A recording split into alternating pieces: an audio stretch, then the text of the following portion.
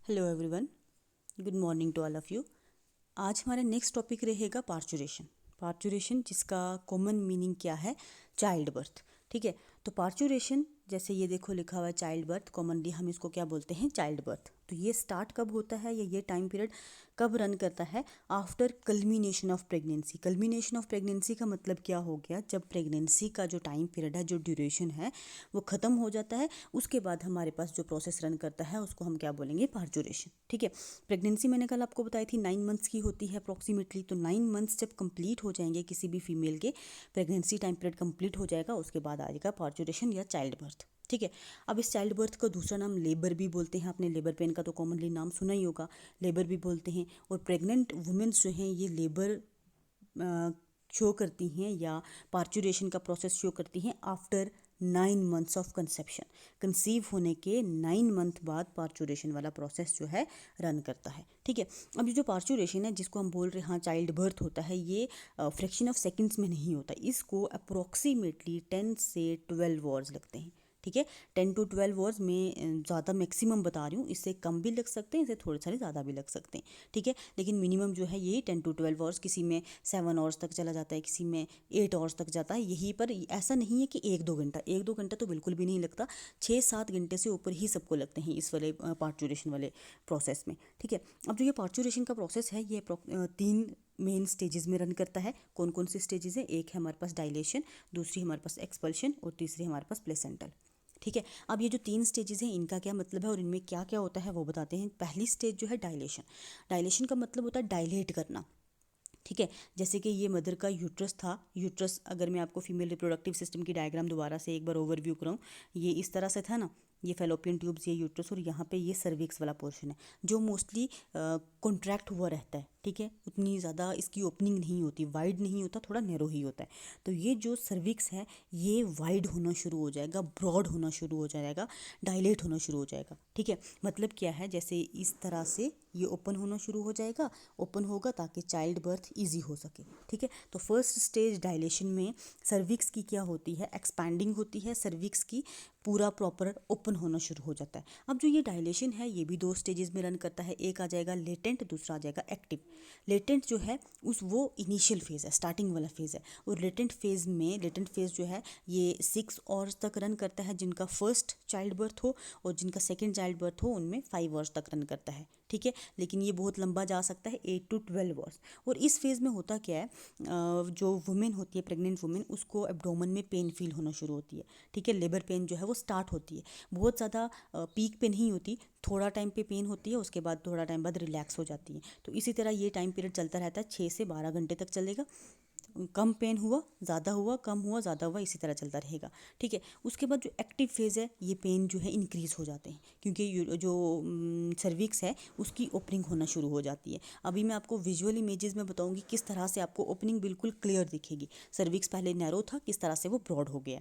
ठीक है, तो इसमें 1 सेंटीमीटर पर और ओपन होता है सर्विक्स, इसमें 2 सेंटीमीटर पर और ओपन होना स्टार्ट हो जाता है। ठीक है, ताकि इजी चाइल्ड बर्थ हो।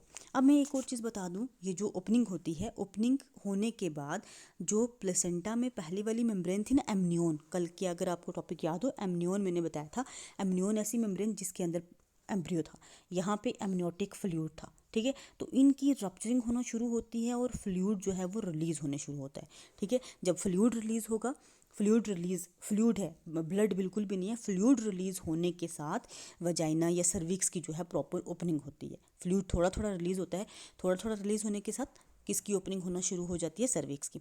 और जब फ्लूइड रिलीज़ होता है वो इंडिकेट करता है कि अब चाइल्ड बर्थ जो है वो कुछ टाइम तक होने वाला है। तो जो फीमेल्स होती हैं वो इसी पर्टिकुलर टाइम पीरियड में ही वो हॉस्पिटल वगैरह पहुंच जाती हैं या पहले जाती हैं, वो अलग सीन है। लेकिन अगर फ्लूइड रिलीज़ होता है वो पर्टिकुलरली इंडिकेट करता है कि चाइल्ड बर्थ थोड़े टाइम में होने वाला है। ठीक है, उसके बाद हमारे पास सेकंड फेज़ है एक्सपल्शन। एक्सपल्शन फेज़ में क्या है, एक्सपल्शन फेज़ में सर्विक्स पूरी तरह से ओपन हो चुका है। ठीक है, सर्विक्स आप बोल सकते हो जिसको माउथ ऑफ यूट्रस भी बोलते हैं। ठीक है, या फिर कॉमनली क्या बोलते हैं, बच्चेदानी का मुंह। ठीक है, बच्चेदानी का मुंह जब ओपन हो जाता है तो बर्थ बहुत ईजी हो जाता है और बर्थ होना शुरू हो जाता है। अब जो एक्सपल्शन फेज़ है इसमें क्या होता है, ये भी 2 फेजेस में रन करता है, पैसिव और एक्टिव। ठीक है, पैसिव जो पहला फेज़ है जिसमें जैसे ये मदर का सर्विक्स था, यहाँ से बेबी का हेड जो है रिलीज़ हो जाएगा। बेबी का हेड रिलीज़ होगा पैसिव फेज़ में। जब बेबी का हेड रिलीज़ हो जाता है फ्रॉम द वजाइना, उसके बाद बर्थ ईजी हो जाता है, क्योंकि जो भी हेल्पर्स होते हैं, डॉक्टर्स या नर्सेज, वो ईजी चाइल्ड बर्थ करवा देते हैं। ठीक है, बेबी के हेड तक का थोड़ा डिफिकल्ट टाइम होता है, इसके बाद ईजी हो जाता है। ठीक है, तो पैसिव फेज़ में सिर्फ बेबी का हेड बाहर आएगा, देन उसके बाद एक्टिव फेज़ में पूरा का पूरा बेबी का बर्थ करवा देंगे। और उसके बाद जब बेबी का बर्थ हो चुका है, बेबी मदर के यूट्रस से बाहर आ चुका है, तो यूट्रस की वॉल कॉन्ट्रैक्ट होना शुरू हो जाएंगे। ठीक है, यूट्रस की वॉल कॉन्ट्रैक्ट क्यों होती हैं? ताकि थर्ड फेज़ जो है वो रन कर सके। थर्ड फेज़ हमारे पास क्या है? Placental phase.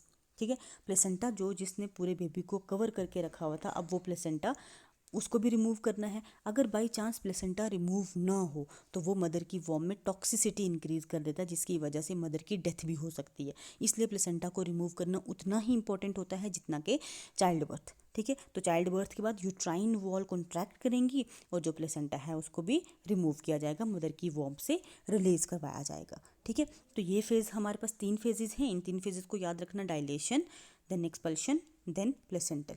अब ये क्वेश्चन की मार्क्स डिस्ट्रीब्यूशन पे डिपेंड करता है। 3 मार्क्स का आया तो आप कितना लिखोगे, 2 मार्क्स का आएगा तो आप कितना लिखोगे, वो आप कर लोगे।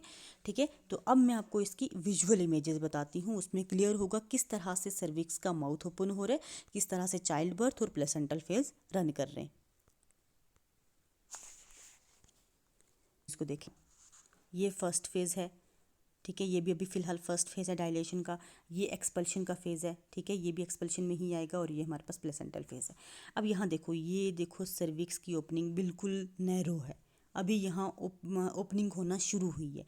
जो सर्विक्स है ब्रॉड होना शुरू हुआ है। यहाँ देखो पूरा डिफरेंस आपको दिखेगा कितना ब्रॉड हो चुका है। ठीक है, तो ये पहले पहले मतलब स्टार्ट जो पार्चुरेशन है यहाँ से स्टार्ट होती है। सर्विक्स को ब्रॉड होना शुरू सर्विक्स जो है ब्रॉड होना शुरू होता है। ठीक है, उसके बाद ब्रॉड हो चुका है। अब होगा एक्सपल्शन वाला फेज।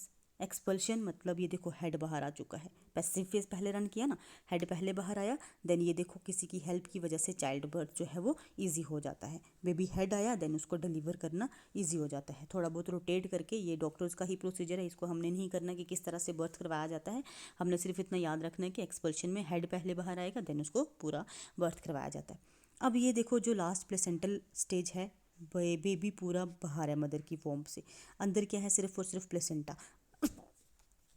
अब इस प्लेसेंटा को भी क्या कराया जाएगा? रिमूव कराया जाएगा। ठीक है, रिमूव कैसे होगा? मदर की यूट्राइन वॉल कॉन्ट्रैक्ट करेंगी और ये जो है प्लेसेंटा को रिमूव कराया जाएगा। प्लेसेंटा को रिमूव कराना बहुत इंपॉर्टेंट होता है, क्योंकि इसी की वजह से टॉक्सिसिटी। अच्छा, मैं बता रही हूँ कि टॉक्सिसिटी इंक्रीज हो जाएगी। टॉक्सिसिटी का मतलब क्या होता है? जहर। ठीक है, अब जैसे बेबी इसके अंदर है, ये पूरा प्लेसेंटा है ना, ये वाली पर्टिकुलर चीज़ क्या है? प्लेसेंटा। जब बेबी अंदर है, क्या तब टॉक्सिसिटी इंक्रीज नहीं होती? आफ्टर डिलीवरी ही क्यों प्लेसेंटा में टॉक्सिसिटी बन जाती है? देखो होता क्या है, जब बेबी मदर की वोम्ब में है तो प्लेसेंटा बेबी का एक्सक्रीटरी वेस्ट भी स्टोर करता है। ठीक है, प्लेसेंटा में एक्सक्रीटरी वेस्ट होता है बेबी का, उसकी एक्यूमुलेशन की वजह से वो टॉक्सिक हो जाता है। लेकिन टॉक्सिक कब होगा? After child birth. वो रप्चरिंग होगी ना, प्लेसेंटा की रप्चरिंग हुई तभी चाइल्ड बर्थ हुआ, क्योंकि ब्लीडिंग होती है तो ब्लीडिंग रप्चरिंग से ही होगी। जब रप्चरिंग हो जाती है तो वो एक्सक्रीटरी मैटर इसमें रिलीज होना शुरू हो जाएगा बेबी की मदर की वॉम्ब में। उसी की वजह से टॉक्सिसिटी इंक्रीज होगी और टॉक्सिसिटी की वजह से मदर की डेथ हो सकती है अगर ये प्लेसेंटा रिमूव ना हो। ठीक है, पहले टाइम पे जब लोग हॉस्पिटल उतना नहीं जाते थे तब ये बड़ी प्रॉब्लम देखने को मिलती थी, लेकिन आज के टाइम पे ये थोड़ा कंट्रोल्ड में है। ठीक है, हॉस्पिटल लोग जाना लगे हैं, उसके बाद ये कंट्रोल्ड किया गया है। अब इसके बाद हमारे पास टॉपिक है नेक्स्ट, लैक्टेशन। वो भी बिल्कुल छोटा सा टॉपिक है, उसको देख लेते हैं। क्या है ये आप पहले इमेज में देख लो। लैक्टेशन का मतलब होता है मिल्क रिलीज होना, मिल्क का एक्यूमुलेट होना मेमरी ग्लैंड में और मिल्क का रिलीज होना। ये देखो मदर है एक जो अपने बेबी को मिल्क फीड करवा रही है। ठीक है, ये मदर बेबी को मिल्क फीड करवा रही है।